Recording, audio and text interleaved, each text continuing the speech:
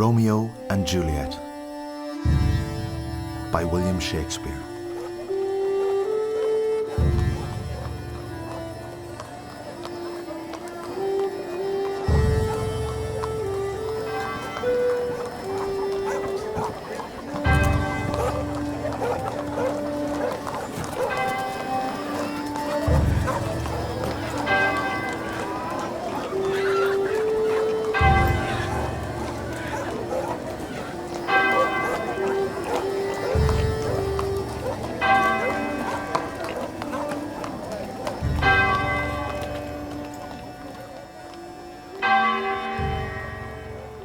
Two households, both alike in dignity, in fair Verona where we lay our scene, from ancient grudge break to new mutiny, where civil blood makes civil hands unclean.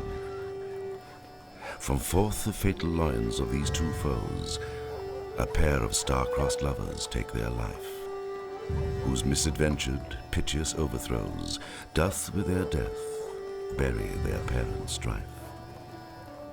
The fearful passage of their death-marked love, and the continuance of their parents' rage, which but their children's end naught could remove, is now the 2 hours' traffic of our stage, the which, if you with patient ears attend, what here shall miss, our toil shall strive to mend.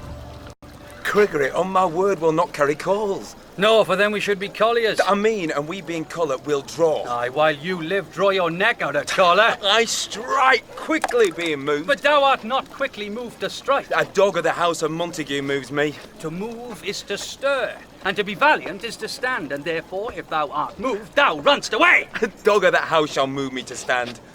I will take the wall of any man or maid of Montague's. That shows thee a weak slave, for the weakest goes to the wall. 'Tis true, and therefore women, being the weaker vessels, are ever thrust to the wall. Therefore I will push Montague's men from the wall and thrust his maids to the wall. The quarrel is between our masters and us, their men. 'Tis all one. I will show myself a tyrant.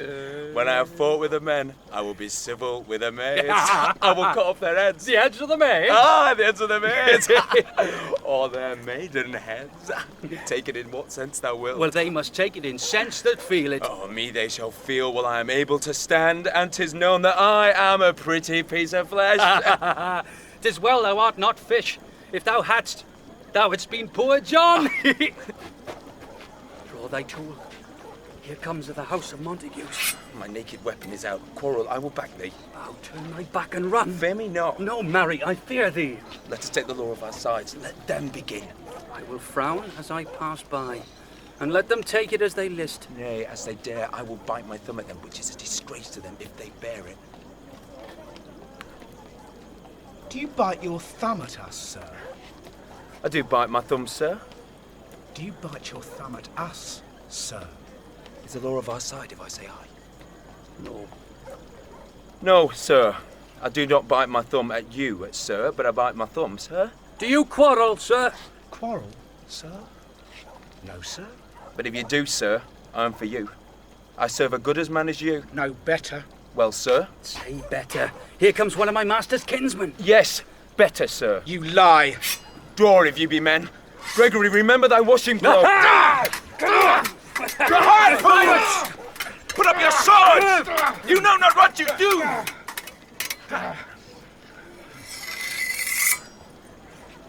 What? Art thou drawn among these heartless hinds? Turn thee, Benvolio, look upon thy death. I do but keep the peace. Put up thy sword, or manage it to part these men with me. What, drawn and talk of peace? I hate the word, as I hate hell, all Montagues, and thee. Have at thee, coward!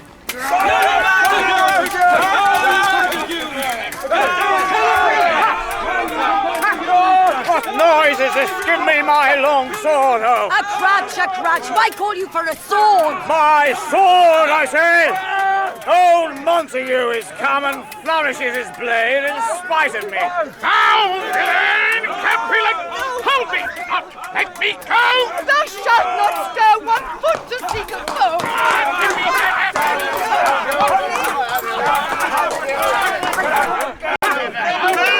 Subjects! Enemies to peace! Profaners of this neighbor-stained steel! Will they not hear? What ho! You men, you beasts! That quench the fire of your pernicious rage with purple fountains issuing from your veins? On pain of torture from those bloody hands, throw your mistempered weapons to the ground and hear the sentence of your moved prince. 3 civil brawls, bred of an airy word by thee, old Capulet and Montague, have thrice disturbed the quiet of our streets, and made Verona's ancient citizens cast by their grey beseeming ornaments to wield old partisans in hands as old, cankered with peace to part your cankered hate. If ever you disturb our streets again, your lives shall pay the forfeit of the peace. For this time all the rest depart away. You, Capulet, shall go along with me, and Montague, come you this afternoon to know our farther pleasure in this case, to old Freetown, our common judgment place. Once more, on pain of death, all men depart.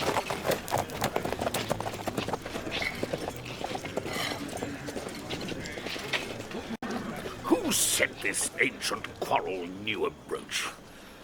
Benvolio, were you by when it began? Here were the servants of your adversary, and yours, close fighting, I did approach.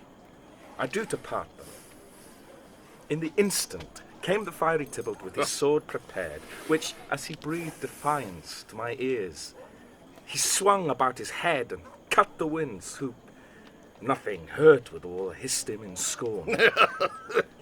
While we were interchanging thrusts and blows, came more and more, and fought on part and part, till the prince came and parted either part. Oh, where is Romeo? Saw you him today? Right glad I am he was not at this fray. Madam, an hour before the worshipped sun peered forth the golden window of the east, a troubled mind drive me to walk abroad, where underneath the grove of sycamore that westward rooteth from this city side, so early walking did I see your son. Towards him I made, but he was ware of me, and stole into the covert of the wood. I, measuring his affections by my own, which then most sought where most might not be found, being one too many by my weary self, pursued my humour, not pursuing his, and gladly shunned who gladly fled from me. Many a morning hath he there been seen with tears augmenting the fresh morning's dew, adding to clouds more clouds with his deep sighs. But all so soon as the all-cheering sun should in the farthest east begin to draw the shady curtains from Aurora's bed, away from light steals home my heavy son, and private in his chamber pens himself, shuts up his windows, locks fair daylight out, and makes himself an artificial night. Black and portentous must this humour prove, unless good counsel may the cause remove. My noble uncle, do you know the cause? I neither know it nor can learn of him. Have you importuned him by any means? Both by myself and many other friends, but he, his own affection's counsellor, is to himself, I will not say how true, but to himself so secret and so close, so far from sounding in discovery, as is the bud, bit with an envious worm, ere he can spread his sweet leaves to the air or dedicate his beauty to the sun. Could we but learn from whence his sorrows grow, we would as willingly give cure as no. See where he comes. So please you step aside. I'll know his grievance, or be much denied. I would thou wert so happy by thy stay to hear true shrift. Come, madam, let's away. Good morrow, cousin. Is the day so young? But news struck 9. Ay me. Sad hours seem long. Was that my father that went hence so fast? It was. What sadness lengthens Romeo's hours? Not having that which having makes them short. In love. Out. Of love? Out of her favour, where I am in love. Alas, that love, so gentle in his view, should be so tyrannous and rough in proof. Alas, that love, whose view is muffled still, should without eyes see pathways to his will. Where shall we dine? Oh me, what fray was here? Yet tell me not, for I have heard it all. He has much to do with hate, but more with love. Why then, O brawling love, O loving hate, O anything of nothing first create? O heavy lightness, serious vanity, misshapen chaos of well-seeming forms, feather of lead, bright smoke, cold fire, sick health, still waking sleep that is not what it is. This love feel I, that feel no love in this. Dost thou not love? No, coz. I rather weep. Good heart at what? At thy good heart's oppression. Why, such is love's transgression. Griefs of mine own lie heavy in my breast, which thou wilt propagate to have it pressed with more of thine. This love that thou hast shown doth add more grief to too much of mine own. Love is a smoke made with a fume of sighs, being purged a fire, sparkling in lovers' eyes, being vexed a sea nourished with loving tears. And what is it else? A madness most discreet, a choking gall, and a preserving sweet. Farewell, my cousin. Soft, I will go along. And if you lead me so, you do me wrong. I have lost myself. I am not here. This is not Romeo. He's some other where. Tell me in sadness, who is that you love? What, shall I groan and tell thee? Groan? I know.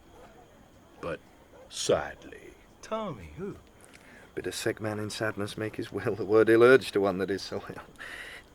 In sadness, cousin, I do love a woman. I aimed so near when I supposed you loved. A right good markman! And she's fair, I love. A right fair mark, fair coz, is soonest hit. Well, in that hit you miss, she'll not be hit. With Cupid's arrow she hath Dian's wit, and in strong proof of chastity, well armed from love's weak childish bow, she lives uncharmed.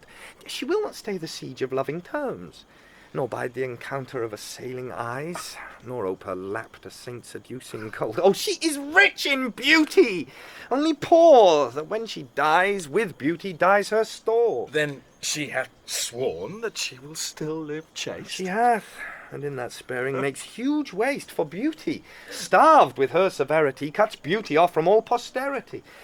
She is too fair, too wise, wisely too fair to merit bliss by making me despair.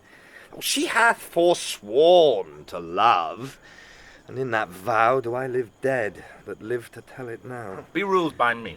Forget to think of her. Oh! Teach me how I should forget to think. By giving liberty unto thine eyes. Examine other beauties. 'Tis the way to call hers exquisite in question more. These happy masks that kiss fair ladies' brows, being black, puts us in mind they hide the fair. He that is strucken blind cannot forget the precious treasure of his eyesight lost. Show me a mistress that is passing fair. What doth her beauty serve but as a note, where I may read who passed that passing fair? Farewell! Thou canst not teach me to forget. I'll pay that doctrine, or else die in debt. But Montague is bound, as well as I, in penalty alike, and 'tis not hard, I think, for men so old as we, to keep the peace. Of honourable reckoning are you both. Pity 'tis you lived at odds so long. But now, my lord, what say you to my suit? But saying o'er what I have said before, my child is yet a stranger in the world. She hath not seen the change of 14 years. Let 2 more summers wither in their pride, ere we may think her ripe to be a bride. Younger than she, a happy mother's maid. And too soon marred are those so early made. Earth hath swallowed all my hopes, but she's the hopeful lady of my earth. But woo her, gentle Paris, get her heart. My will to her consent is but a part. And she agreed, within her scope of choice lies my consent and fair according voice. This night I hold an old accustomed feast, whereto I have invited many a guest such as I love, and you among the store, one more most welcome makes my number more. At my poor house, look to behold this night, earth-treading stars that make dark heaven light. Such comfort as do lusty young men feel when well-apparelled April on the heel of limping winter treads, even such delight among fresh fennel buds shall you this night inherit at my house. Hear all see, and like her most, whose merit most shall be, which, on more view of many, mine being one, may stand in number, though in reckoning none. Come, go with me. Go, sirrah, trudge about through fair Verona, find those persons out whose names are written there, and to them say, my house and welcome, on their pleasure stay. Find them out whose names are written here. It is written that the shoemaker should meddle with his yard, and the tailor with his last, the fisher with his pencil, and the painter with his nets. But I am sent to find those persons whose names are here writ, and can never find what names the writing person hath here writ.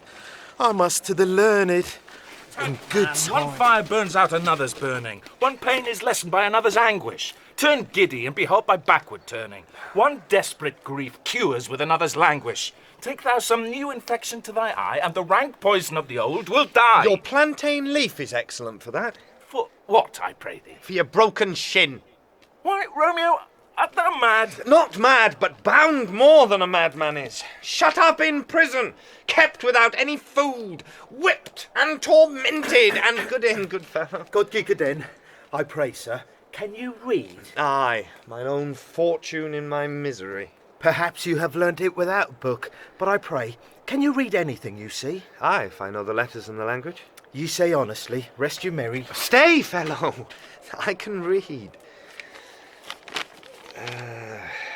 Signor Martino and his wife and daughters, County Anselm and his beauteous sisters, the lady widow of Vitruvio, Signor Placentio and his lovely nieces, Mercutio and his brother Valentine, mine uncle Capulet, his wife and daughters, my fair niece Rosaline and Livia, Signor Valentio and his cousin Tybalt, Lucio and the lively Helena. A fair assembly. Whither should they come? Up. Whither? To supper?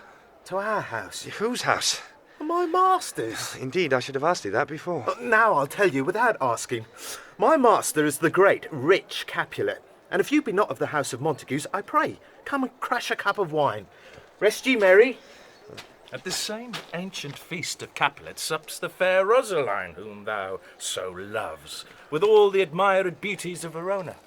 Go thither, and with unattainted eye compare her face with some that I shall show, and I will make thee think thy swan a crow. When the devout religion of mine eye maintains such falsehood, then turn tears to fires. And these who, often drowned, could never die, transparent heretics, be burnt for lies. One fairer than my love? The all-seeing sun ne'er saw her match since first the world begun. Tut, you saw her fair, none else being by, herself poised with herself in either eye. But in that crystal scales let there be weighed your lady's love against some other maid, that I will show you, shining at this feast, and she shall scant show well that now seems best. I'll go along. No such sight to be shown, but to rejoice in splendour of mine own. Nurse, where's my daughter? Call her forth to me. Oh, now by my maidenhead, at 12-year-old, I bade her come. What lamb? What ladybird? God forbid. Where's this girl? What, Juliet? How now? Who calls? Your mother! Madam, I am here. What is your will? This is the matter. Nurse, give leave a while. We must talk in secret. Oh. Nurse, come back again. I have remembered me. Thou'st hear our counsel. Oh. Thou knowest my daughter's of a pretty age. Faith, I can tell her age unto an hour. She's not 14. I lay 14 in my teeth, and yet to my teen be it spoken, I have but 4. She's not 14. How long is it now to Lammas-tide? A fortnight and odd days. Even or odd, of all days in the year, come Lammas Eve at night, shall she be 14. Susan and she, God rest all Christian souls, were of an age, well, Susan is with God. She was too good for me. But as I said, on Lammas Eve at night shall she be 14. That shall she, Mary. I remember it well. 'Tis since the earthquake now 11 year, and she was weaned.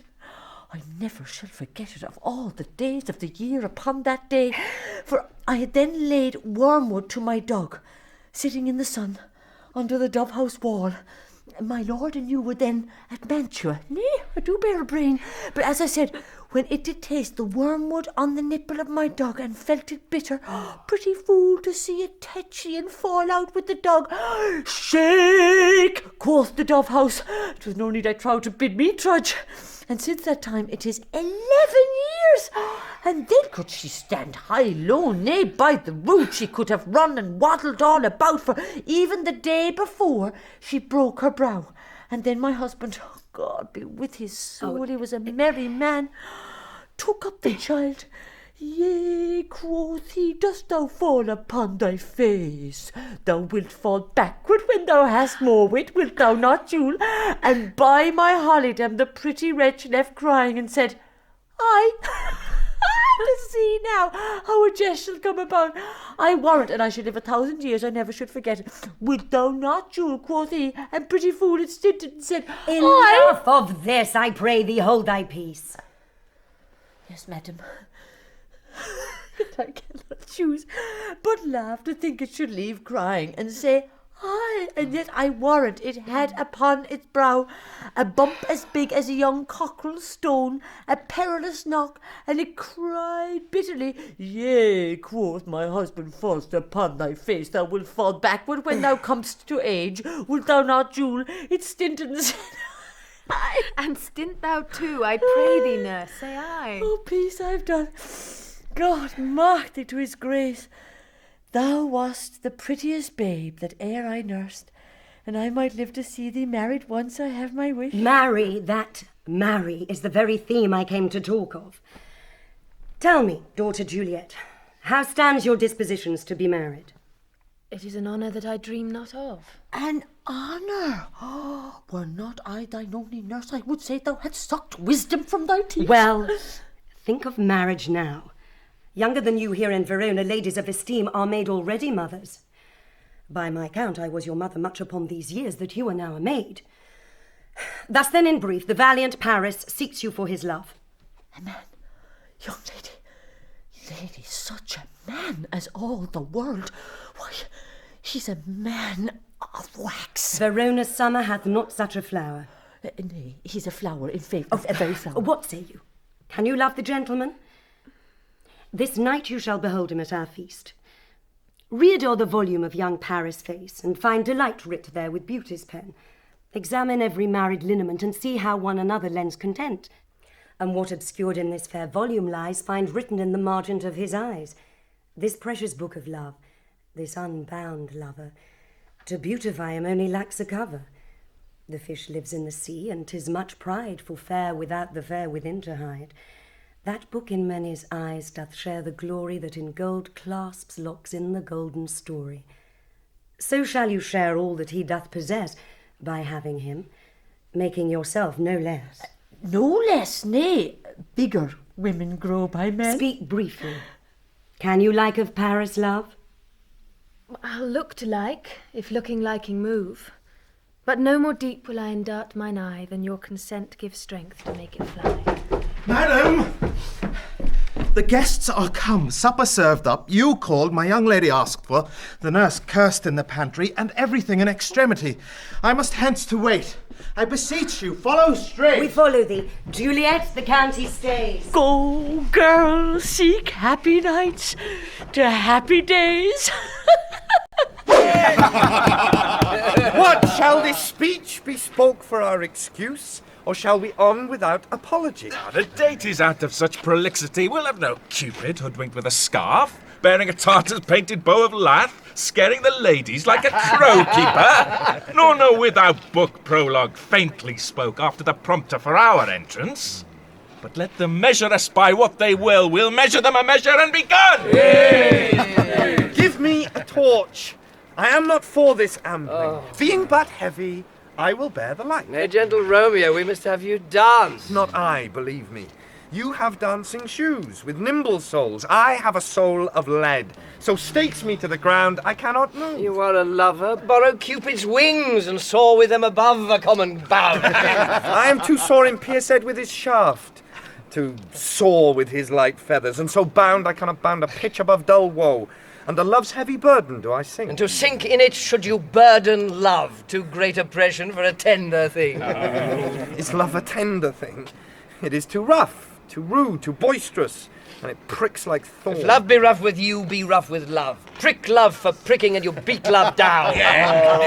Give me a case to put my visage in. A visor for a visor. What care I what curious eye doth coat deformities? Here the beetle brow shall blush for me. Come knock and enter. And no sooner in, but every man betake him to his leg. Hey! A torch for me! Let wantons, light of heart, tickle the senseless rushes with their heels, for I am proverbed with a grandsire phrase. I'll be a candle holder and look on. The game was ne'er so fair, and I am done.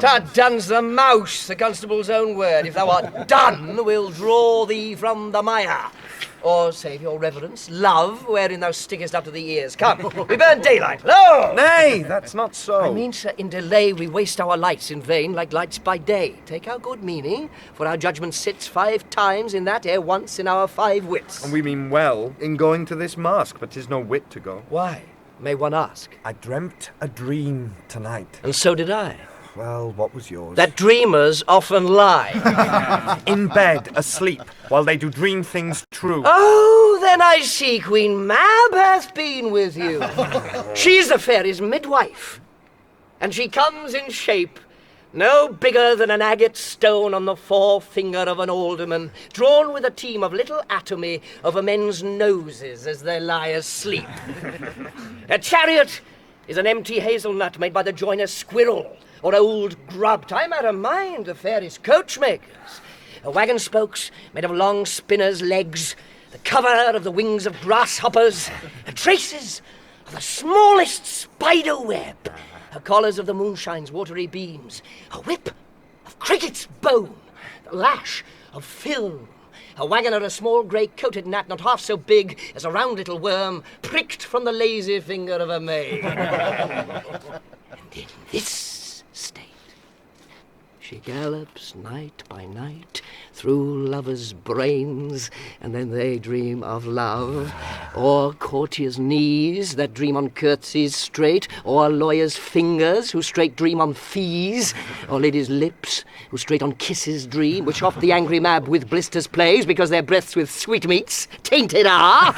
Sometimes she gallops o'er a courtier's nose, and then dreams he of smelling out a suit, and sometime comes she with a tithe pig's tail, tickling a parson's nose as a lies asleep. Then he dreams of another benefice. Sometimes she driveth on a soldier's neck, and then dreams he of cutting foreign throats, of breeches, ambuscados, Spanish blades, of health's 5 fathom deep. And then anon, drums in his ear, but she starts and wakes, and being thus frighted swears a prayer or two, and sleeps again. This is that very Mab that plats the manes of horses in the night, and bakes the elf locks in foul sluttish hairs, which once untangled much misfortune bodes. This is the hag, when maids lie on their backs, that presses them and learns them first to bear, making them women of good carriage. This is she. Peace, peace, Mercutio, peace. Thou talk'st of nothing. True. I talk of dreams, which are the children of an idle brain, begot of nothing but vain fantasy, which is as thin of substance as the air, and more inconstant than the wind who woos even now the frozen bosom of the north, and being angered, puffs away from thence, turning his side to the dew-dropping south. This wind you talk of blows us from ourselves. Supper is done. We shall come too late. I fear too early, for my mind misgives some consequence, yet hanging in the stars, shall bitterly begin his fearful date with this night's revels, and expire the term of a despised life closed in my breast by some vile forfeit of untimely death. But he that hath the steerage of my course, direct my sail, unlusty gentlemen! Strike! Drum! Where is Potpen that he helps not to take away? He shift a trencher, he scrape a trencher. When good manners shall lie all in one or two men's hands, and they unwashed too, 'tis a foul thing. Away with the join stools, remove thy cork cupboard, look to that plate.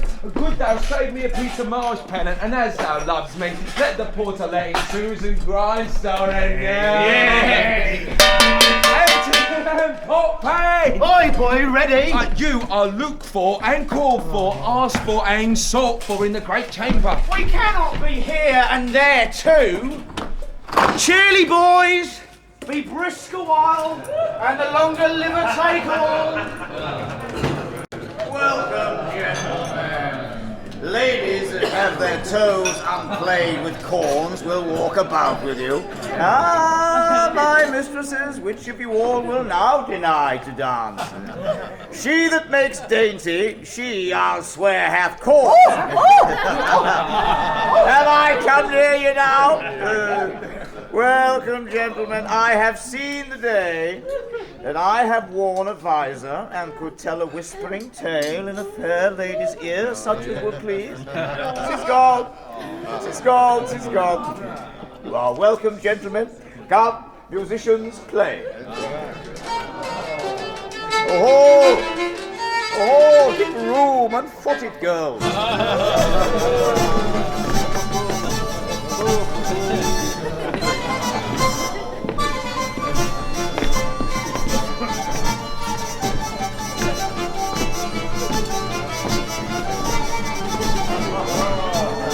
More light, you knave, and turn the tables up.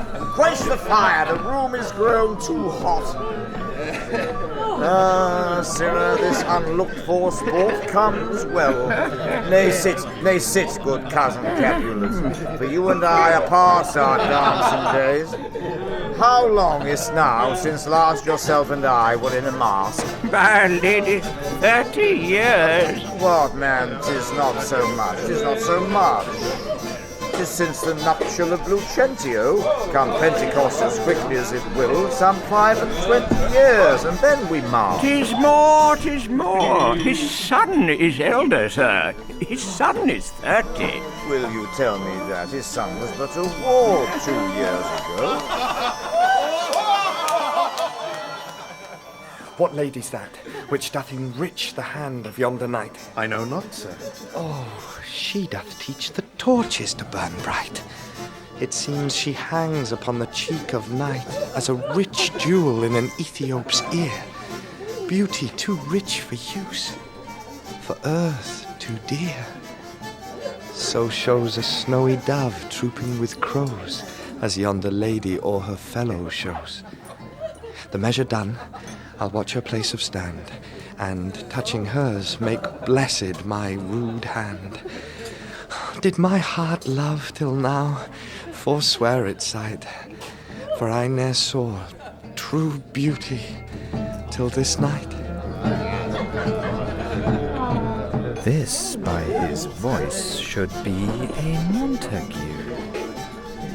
Fetch me my rapier, boy. What dares this slave come hither covered with an antic face to fleer and scorn at our solemnity? Now, by the stock and honour of my kin, to strike him dead I hold it not a sin. Why, how now, Tybalt? Wherefore storm you so? Uncle, this is a Montague, our foe. A villain that is hither come in spite to scorn at our solemnity this night. Young Romeo, is it? 'Tis he, that villain Romeo. Content thee, gentle coz, let him alone. Bears him like a portly gentleman, and to say truth, Verona brags of him to be a virtuous and well-governed youth. I would not for the wealth of all this town, here in my house, do him disparagement. Therefore be patient, take no note of him, it is my will.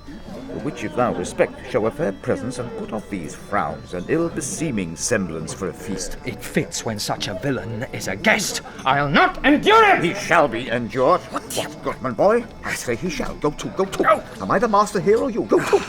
You will not endure him. God shall mend my soul. You'll make a mutiny among my guests. You will set cock-a-hoop. You be the man. My uncle, 'tis a shame! Go to! A saucy boy, is so indeed. This trick may chance to scathe you, I know. What? You must contrary me. Marry, 'tis time. Well said, my heart. You are a princock. Go! Be quiet! More light! More light! For shame, I'll make you quiet. What? Cheerly, my heart! Patience perforce with wilful choler meeting makes my flesh tremble in their different greeting. I will withdraw, but this intrusion shall, now seeming sweet, convert to bitterest gall.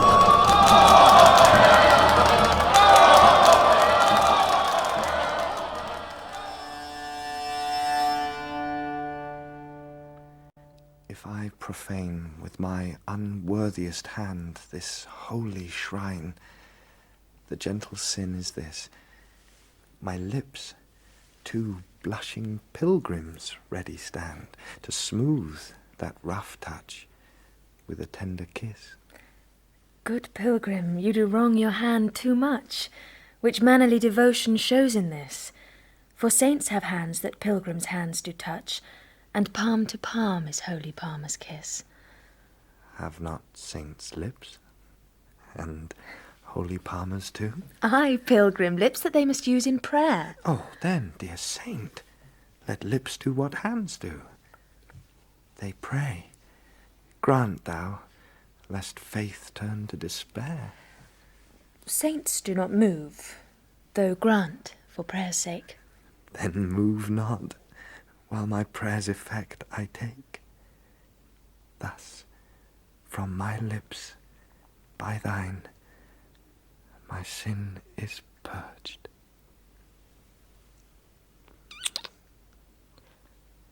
Then have my lips the sin that they have took.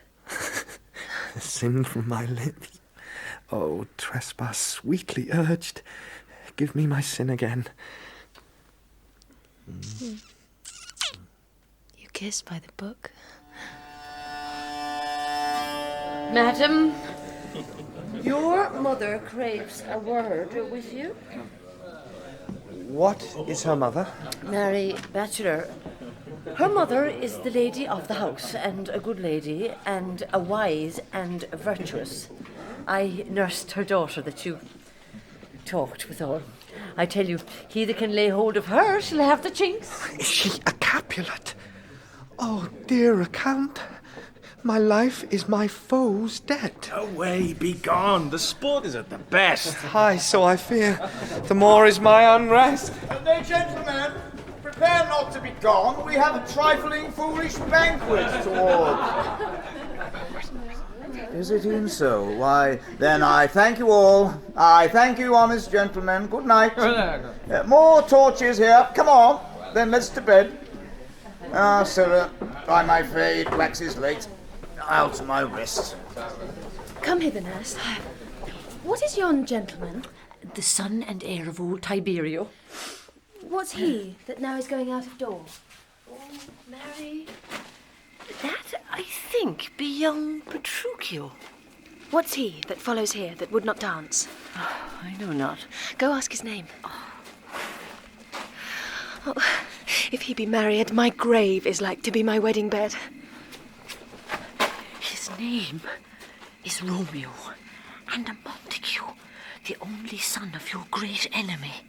My only love sprung from my only hate. Too early seen unknown, and known too late. Prodigious birth of love it is to me that I must love a loathed enemy. What's tis? What's tis? A rhyme I learnt even now of one I danced withal. Juliet? Anon! Anon! Come, let's away. The strangers all are gone.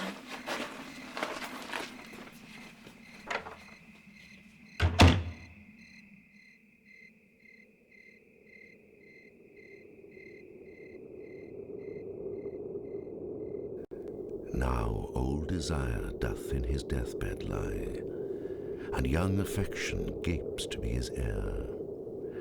That fair for which love groaned for and would die, with tender Juliet matched, is now not fair. Now Romeo is beloved and loves again, alike bewitched by the charm of looks. But to his foe supposed he must complain, and she still loves sweet bait from fearful hooks. Being held a foe, he may not have access to breathe such vows as lovers used to swear. And she is much in love, her means much less to meet her new beloved anywhere. But passion lends them power, time means to meet, tempering extremities with extreme sweet.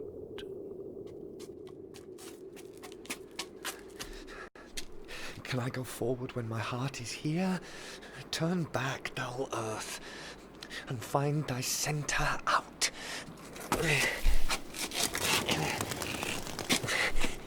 Romeo! My cousin! Romeo! Romeo! He's wise, and on my life hath stolen him home to bed. He ran this way and leapt this orchard wall. Call, good Mercutio. Nay, I'll conjure too. Romeo!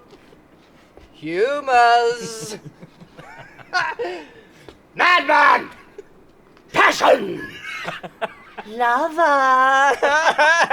Appear thou in the likeness of a sigh, speak but one rhyme, and I am satisfied. Cry but I me! Pronounce but love and dove. Speak to my high gossip Venus one fair word, one nickname for her purblind son and heir, young Abram Cupid, he that shot so trim when King Cophetua loved a beggar maid. Oh, he heareth not, he stirreth not, he moveth not. The ape is dead, and I must conjure him. I conjure thee by Rosaline's bright eyes, by her high forehead and her scarlet lip, by her fine foot, straight leg, and quivering thigh, and the demesnes that there adjacent lie, that in thy likeness thou appear to us.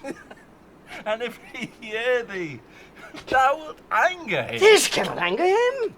'Twould anger him to raise a spirit in his mistress's circle of some strange nature, letting it there stand till she had laid it and conjured it down. That were some spite. My invocation is fair and honest. In his mistress's name I conjure only but to raise up him. Come. He hid himself among these trees to be consorted with the humorous knight. Blind is his love, and best befits the dark. Love be blind, love cannot hit the mark. Now will he sit under a medlar tree and wish his mistress were that kind of fruit as maids call medlars when they laugh alone? Huh? Oh, Romeo, that she were! Oh, that she were an open arm! Thou a popperin pear! Romeo, good night! Out of my truckle bed, this field bed is too cold for me to sleep. Come, shall we go? Go then. But 'tis in vain to seek him here that means not to be found. He jests at scars that never felt a wound.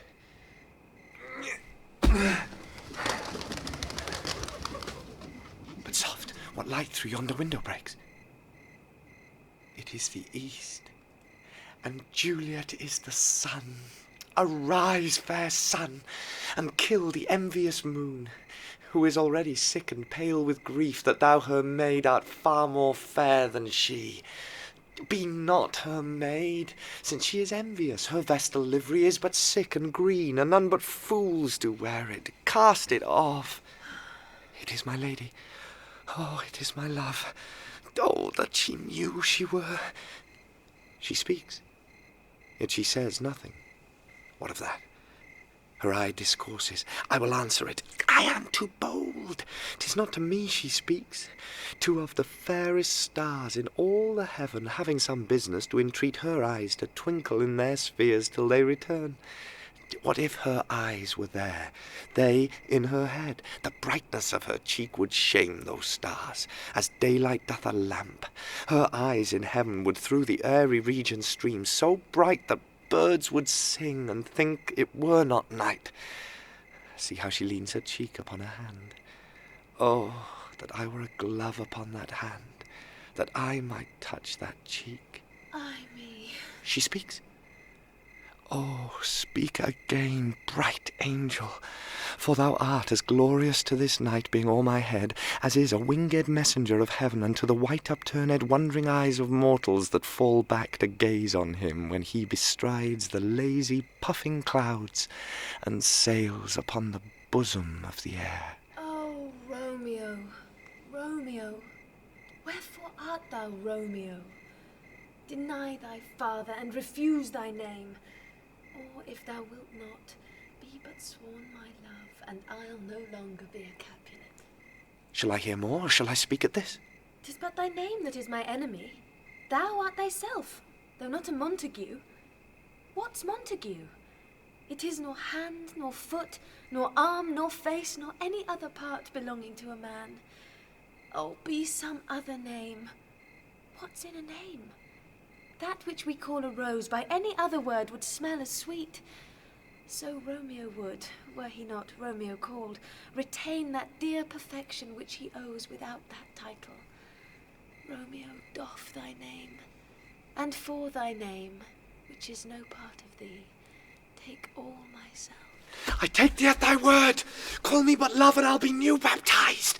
Henceforth I never will be Romeo. What man art thou that thus bescreened in night so stumblest on my counsel? By a name I know not how to tell thee who I am. My name, dear saint, is hateful to myself, because it is an enemy to thee. Had I it written, I would tear the word. My ears have yet not drunk 100 words of thy tongue's uttering, yet I know the sound. Art thou not Romeo and a Montague? Neither, fair maid, if either thee dislike. How camest thou hither? Tell me, and wherefore? The orchard walls are high and hard to climb, and the place death, considering who thou art, if any of my kinsmen find thee here. With love's light wings did I o'er-perch these walls, for stony limits cannot hold love out, and what love can do, that dares love attempt. Therefore thy kinsmen are no stop to me. If they do see thee, they will murder thee. Alack, there lies more peril in thine eye than 20 of their swords. Look thou but sweet, and I am proof against their enmity. I would not for the world they saw thee here. I have night's cloak to hide me from their eyes. And but thou love me, let them find me here. My life were better ended by their hate than death prorogued, wanting of thy love. By whose direction foundst thou out this place? By love. That first did prompt me to inquire. He lent me counsel, and I lent him eyes. I am no pilot, yet wert thou as far as that vast shore, washed with the farthest sea, I should adventure for such merchandise. Thou knowest the mask of night is on my face, else would a maiden blush bepaint my cheek for that which thou hast heard me speak tonight. Fain would I dwell on form, fain, deny what I have spoke, but farewell compliment. Dost thou love me? Oh. I know thou wilt say aye, and I will take thy word. Yet if thou swearst, thou mayst prove false. At lovers' perjuries they say Jove laughs. O gentle Romeo, if thou dost love, pronounce it faithfully. Or if thou thinkst I am too quickly won, I'll frown and be perverse and say thee nay, so thou wilt woo, but else not for the world. In truth, fair Montague, I am too fond, and therefore thou mayst think my behaviour light. But trust me, gentlemen, I'll prove more true than those that have more coying to be strange. I should have been more strange, I must confess, but that thou overheardst ere I was ware my true love passion. Therefore pardon me, and not impute this yielding to light love, which the dark night hath so discovered. Lady, by yonder blessed moon I vow that tips with silver all these fruit tree Oh, tops. swear not by the moon, the inconstant moon that monthly changes in her circled orb, lest that thy love prove likewise variable. What shall I swear by? Do not swear at all. Or if thou wilt, swear by thy gracious self, which is the god of my idolatry, and I'll believe thee. Oh, if my heart's dear love... Well, do not swear. Although I joy in thee, I have no joy of this contract tonight. It is too rash, too unadvised, too sudden, too like the lightning, which doth cease to be ere one can say it lightens. Sweet, good night. This bud of love, by summer's ripening breath, may prove a beauteous flower when next we meet. Good night. Good night. as sweet repose and rest come to thy heart as that within my breast. Oh, wilt thou leave me so unsatisfied? What satisfaction canst thou have tonight? The exchange of thy love's faithful vow for mine. I gave thee mine before thou didst request it, and yet I would it were to give again. Wouldst thou withdraw it? For what purpose, love? But to be frank and give it thee again. And yet I wish but for the thing I have. My bounty is as boundless as the sea, my love as deep. The more I give to thee, the more I have, for both are infinite. I hear some noise within. Dear love, adieu. Anon, good nurse! Sweet Montague, be true. Stay but a little, I will come again. Oh, blessed, blessed night! I am afeard, being in night, all this is but a dream. Too flattering sweet to be substantial. 3 words, dear Romeo, and good night indeed. If that thy bent of love be honourable, thy purpose marriage, send me word tomorrow, by one that I'll procure to come to thee, where and what time thou wilt perform the rite. And all my fortunes at thy foot I'll lay, and follow thee, my lord, throughout the world. I come, anon! But if thou meanest not well, I do beseech thee. By and by I come, to ease thy strife, and leave me to my grief. Tomorrow will I send. So thrive my soul. 1,000 times good night. 1,000 times the worst, to want thy light. Love goes toward love, as schoolboys from their books. But love from love, toward school, with heavy looks. Hist! Romeo! Hist! Oh, for a falconer's voice, to lure this tassel gentle back again. Bondage is hoarse, and may not speak aloud, else would I tear the cave where echo lies, and make her airy tongue more hoarse than mine with repetition of my Romeo's name. It is my soul that calls upon my name. How silver sweet sound lovers' tongues by night, like softest music to attending ears. Romeo! My Naias! What o'clock tomorrow shall I send to thee? By the hour of 9? I will not fail. 'Tis 20 year till then. Oh. I have forgot why I did call thee back. Let me stand here till thou remember it. I shall forget to have thee still stand there, remembering how I love thy company. And I'll still stay to have thee still forget, forgetting any other home but this. 'Tis almost morning. I would have thee gone, and yet no farther than a wanton's bird that lets it hop a little from his hand, like a poor prisoner in his twisted gyves, and with a silken thread plucks it back again, so loving jealous of his liberty. Oh, I would thy bird. Sweet, so would I. Yet I should kill thee with much cherishing. Good night. Good night. Parting is such sweet sorrow that I shall say good night till it be morrow. Sleep dwell upon thine eyes, peace in thy breast. Would I was sleep and peace, so sweet to rest. Hence will I to my ghostly sire's close cell, his help to crave, and my dear hap to tell.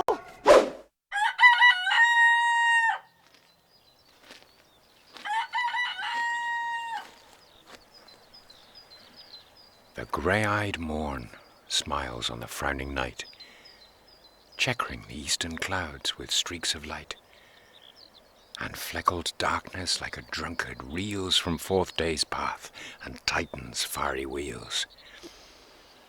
Now, ere the sun advance his burning eye, the day to cheer and night's dank dew to dry, I must upfill this osier cage of ours with baleful weeds and precious juiced flowers.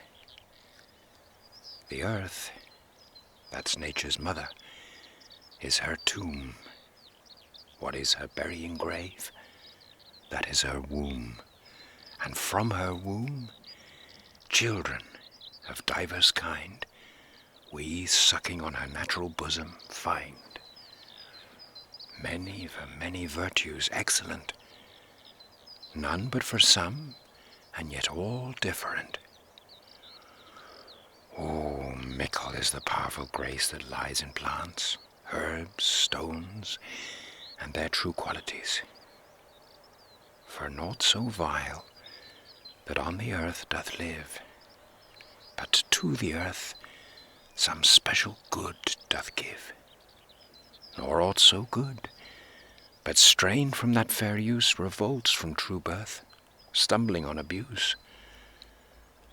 Virtue itself turns vice, being misapplied, and vice sometime by action dignified. Father! Within the infant rind of this weak flower, poison hath residence and medicine power. For this, being smelt, with that part cheers each part. Being tasted, stays all senses with the heart. Two such opposed kings encamp them still in man, as well as herbs, grace and rude will. And where the worser is predominant, full soon the canker death eats up that plant. Good morrow, father. Benedicity! What early tongue so sweet saluteth me? Young son, it argues a distempered head so soon to bid good morrow to thy bed. Care keeps his watch in every old man's eye, and where care lodges, sleep will never lie. But where unbruised youth with unstuffed brain doth couch his limbs, there golden sleep doth reign. Therefore thy earliness doth me assure thou art uproused with some distemperature. Or if not so, then here I hit it right. Our Romeo hath not been in bed tonight. That last is true.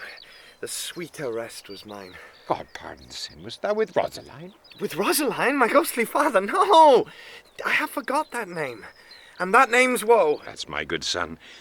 But where hast thou been then? I'll tell thee ere thou ask it me again. I have been feasting with mine enemy, where on a sudden one hath wounded me that's by me wounded. Both our remedies within thy help and holy physic lies. I bear no hatred, blessed man, for lo, my intercession likewise steads my foe. Be plain, good son, and homely in thy drift. Riddling confession finds but riddling shrift. Then plainly know, my heart's dear love is set on the fair daughter of rich Capulet. As mine on hers, so hers is set on mine, and all combined, save what thou must combine, by holy marriage. When and where and how we met, we wooed and made exchange of vow, I'll tell thee as we pass, but this I pray, that thou consent to marry us today. Holy St. Francis, what a change is here! Is Rosaline, that thou didst love so dear, so soon forsaken? Young men's love then lies not truly in their hearts, but in their eyes.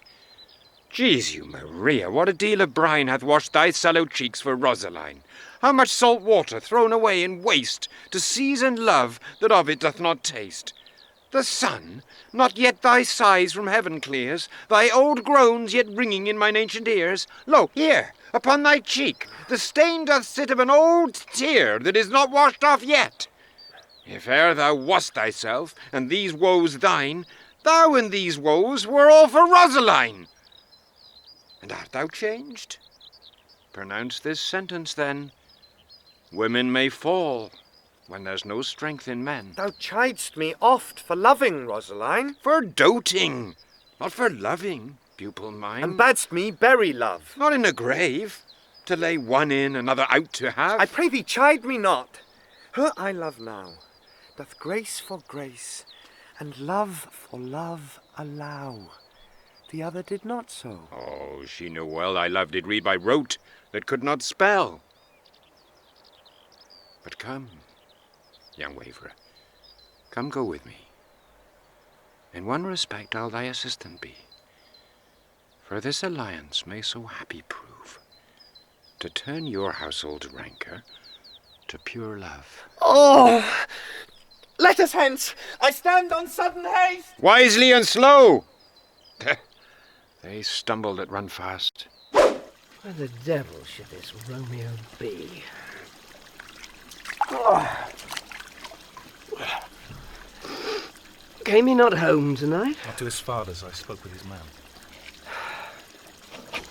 Why, that same pale, hard-hearted wench, that Rosaline, torments him so that he will sure run mad. Tybalt, the kinsman to old Capulet, had sent a letter to his father's house. A challenge, on my life. Romeo will answer it. Any man that can write may answer a letter. Nay, he will answer the letter's master how he dares, being dead. Alas, poor Romeo, he is already dead, stabbed with a white wench's black eye. Run through the ear with a love song, the very pin of his heart cleft with a blind bow boy's butt shaft. And is he a man to encounter Tybalt? Why? What is Tybalt? More than Prince of Cats. Oh, he's the courageous captain of compliments.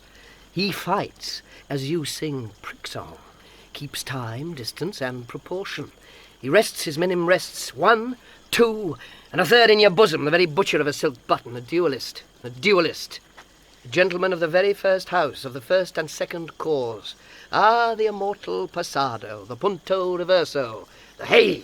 The what? The pox of such antic, lisping, affecting fantasemes, these new tuners of accent. By Jesu, a very good blade, a very tall man, a very good whore. Why is not this a lamentable thing, grandsire, that we should be thus afflicted with these strange flies, these fashion-mongers, these pardon-me's, who stand so much on the new form that they cannot sit at ease on the old bench?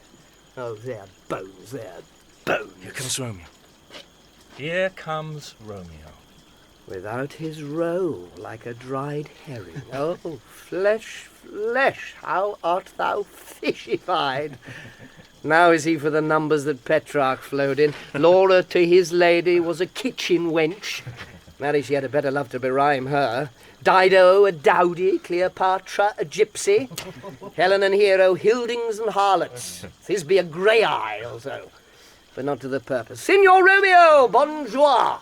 There's a French salutation to your French slop. You gave us the counterfeit fairly last night. Good morrow to you both. What counterfeit did I give you? The slip, sir, the slip. Can you not conceal? Pardon, good Mercutio. My business was great, and in such a case as mine, a man may strain courtesy. That's as much as to say, such a case as yours constrains a man to bow in the hand. Meaning to courtesy? Thou hast most kindly hit it. A most courteous exposition. Nay, I am the very pink of courtesy. Pink for flower? Right. Why then is my pump well flowered? Sure wit. Follow me this jest now till thou hast worn out thy pump, that when the single soul of it is worn, the jest may remain after the wearing solely singular. Oh, single soul jest, solely singular for the singleness. Come between us, good Benvolio, my wit's fate. Swits and spurs, or I'll cry a match. Nay, if our wits run the wild goose chase, I am done, for thou hast more of the wild goose in any one of thy wits than I am sure I have in my whole flight. Was I with you there for the goose? Oh, thou wast never with me for anything when thou wast not there for the goose. I will bite thee by the ear for that jest. Nay, good goose, bite not. Thy wit is a very bitter sweeting, it is a most sharp sauce. And is it not then well served in to a sweet goose? Oh, here's a wit of Cheverel that stretches from an inch narrow to an ell broad. I stretch it out for that word broad, which added to the goose proves thee far and wide a broad goose. Oh, why, is not this better now than groaning for love? Huh? Now art thou sociable. Now art thou Romeo. Now art thou what thou art, by art as well as by nature. For this drivelling love is like a great natural that runs lolling up and down to hide his bauble in a hole. Stop there. Stop there. Thou desirest me to stop in my tail against the hair. Thou wouldst else have made thy tail large. Oh, thou art deceived. I would have made it short, for I was come to the whole depth of my tail, and meant indeed to occupy the argument no longer. Here's goodly gear. A sail! A Two! sail! A shirt and a smock. Peter! My fan, Peter. Good Peter to hide her face, for a fan's the fairer face. God ye good morrow, gentlemen. God ye good den, fair gentlewoman. Is it good den? 'Tis no less, I tell ye, for the bawdy hand of the dial is now upon the prick of noon. Out upon you, what a man are you! What gentlewoman the God hath made, himself to mar. By my troth, it is well said, for himself to mar, quoth they. Gentlemen, can any of you tell me where I may find the young Romeo? The young Romeo? Yeah, I can tell you. But young Romeo will be older when you have found him than he was when you sought him. I am the youngest of that name, for fault of a worse. You say well. Yea, is the worst. Well, very well took your faith. Wisely, wisely. If you be he, sir, I desire some confidence with you. She will indict him to some supper. Aboard, aboard, aboard, so high! What hast thou found? No hair, sir, unless a hair, sir, in a Lenten pie. That is something stale and hoar ere it be spent. An old hair whore and an old hair whore is very good meat in Lent. But a hair that is hoar is too much for a score. When it whores ere it be spent. Romeo, will you come to your father's? We'll to dinner thither. I will follow you. Farewell, ancient lady. Farewell, lady. I pray you, sir, what saucy merchant was this that was so full of his ropery? A gentleman, nurse, that loves to hear himself talk, and will speak more in a minute than he will stand to in a month. If he speak anything against me, I'll take him down. And he were lustier than he is, and 20 such jacks. And if I cannot, I'll find those that shall. Scurvy knave. I'm none of his flirt gills. I'm none of his skeins mates. And thou, Peter, must stand by too and suffer every knave to use me at his pleasure. I saw no man use you at his pleasure. If I had, my weapon should quickly have been out. I warrant you, I dare draw as soon as another man, if I see occasion in a good quarrel, and the law on my side. Now, afore God, I am so vexed that every part about me quivers. Scurvy knave. Pray you, sir, a word. And as I told you, my young lady bid me inquire you out. What she bid me say, I will keep to myself. But first, let me tell you, if ye should lead her in a fool's paradise, as they say, it were a very gross kind of behaviour, as they say. For the gentlewoman is young, and therefore, if you should deal double with her, truly, it were an ill thing to be offered to any gentlewoman, and very weak dealing. Nurse, commend me to thy lady and mistress. I protest unto thee. Good heart and in faith I will tell her as much. Lord, she will be a joyful woman. What wilt thou tell her, nurse? Thou dost not mark me. I will tell her, sir, that you do protest, which, as I take it, is a gentlemanlike offer. Bid her devise some means to come to Shrift this afternoon, and there she shall, at Friar Lawrence' cell, be shrived and married. Here is for thy pains. Oh, no, truly, sir, not a penny. Go to, I say you shall. This afternoon, sir. Well, she shall be there. And stay, good nurse, behind the abbey wall. Within this hour my man shall be with thee, and bring thee cords made like a tackled stair, which to the high top gallant of my joy must be my convoy in the secret night. Farewell, be trusty, and I'll quit thy pains. Farewell, commend me to thy mistress. Oh, no, God in heaven bless thee. Hark you, sir! What sayest thou, my dear nurse? Is your man secret?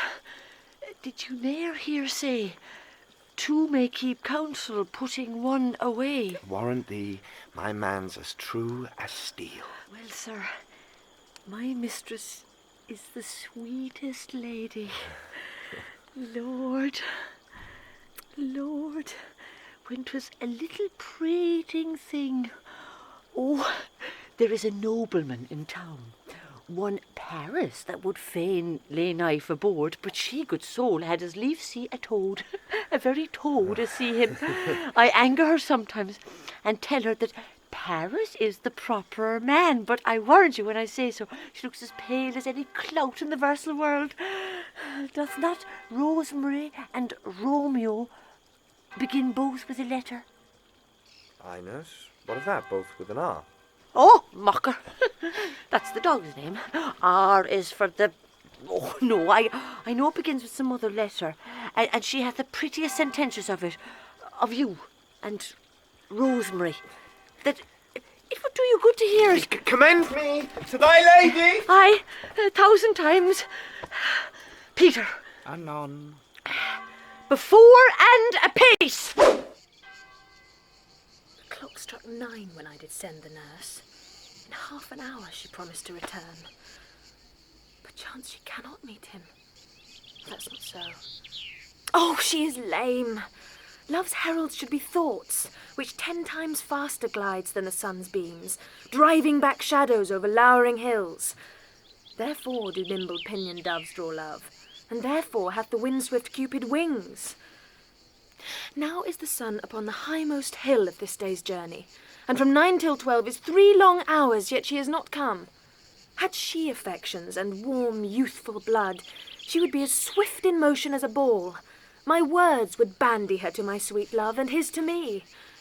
But old folks, many fain as they were dead, unwieldy, slow, heavy, and pale as lead. Oh, God, she comes. Oh, honey nurse, what news? Hast thou met with him? Send thy man away. Peter, Stay at the gate. Now, good sweet nurse. Oh Lord, why look'st thou sad? Though news be sad, yet tell them merrily. If good, thou shamest the music of sweet news by playing it to me with so sour a face. I am a-weary. Give me leave a while. Why, how my bones ache. What a jaunts have I. I would thou hadst my bones, and I thy news. Nay, come, I pray thee, speak, good nurse, speak. Jesu, what haste! Can you not stay a while? Do you not see that I am out of breath? How art thou out of breath, when thou hast breath to say to me that thou art out of breath? The excuse that thou dost make in this delay is longer than the tale thou dost excuse. Is thy news good or bad? Answer to that. Say either, and I'll stay the circumstance. Let me be satisfied. Is good or bad? Well, you have made a simple choice. You know not how to choose a man. Romeo. No, not he. Though his face be better than any man's, yet his leg excels all men's, and for a hand and a foot and a body, though they be not to be talked on, yet they are past compare. He is not the flower of courtesy, but I'll warrant him as gentle as a lamb. Go thy ways, wench, serve God. What, have you dined at home? No. No. But all this did I know before. What says he of our marriage? What of that? Oh, Lord, how my head aches. What a head have I?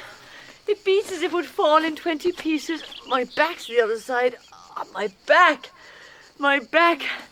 Beshrew your heart for sending me about to catch my death with jauncing up and down. I'faith, I am sorry that thou art not well. Sweet, sweet, sweet nurse, tell me, what says my love?